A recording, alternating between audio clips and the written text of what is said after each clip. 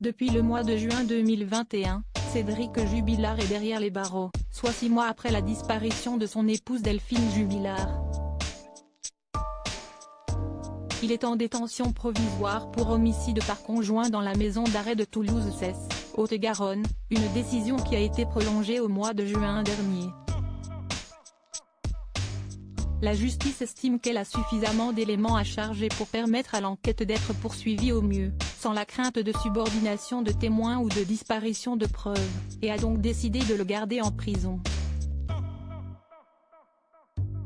Dans Libération, des détenus racontent le comportement de ce peintre plaquiste au comportement qui suscite bien des interrogations.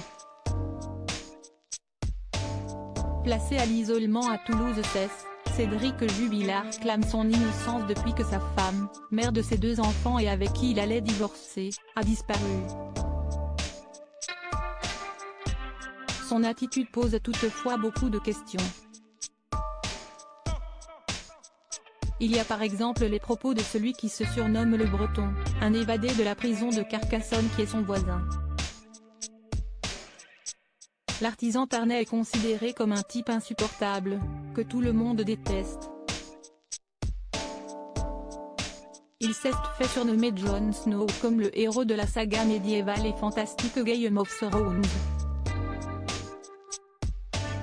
Mais il s'est fait griller dès le premier soir, on le connaissait de la télé, a déclaré le Breton à Libération.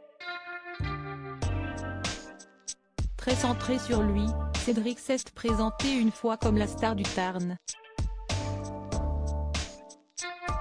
Marco, un ex-détenu qui a collaboré avec la justice clamant avoir des révélations explosives, a fait un portrait similaire de cet homme accusé du meurtre de sa femme. Il avait souligné un bavard fatigant et manipulateur, qui ne se calmait qu'un fumant du shit, que Marco lui dénichait, ça lui change des cachets qu'il prend à longueur de journée. Et, moi, je peux être tranquille et profiter du silence.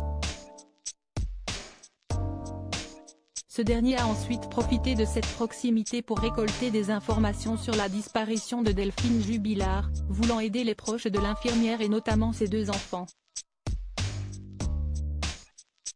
Les conclusions du psychiatre qui l'a analysé en prison vont dans ce sens, soulignant le caractère très égocentrique du suspect.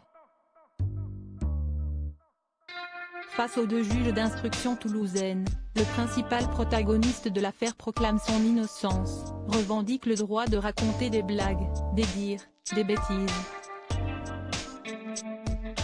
Cédric Jubilard reste présumé innocent des faits qui lui sont reprochés jusqu'au jugement définitif de cette affaire.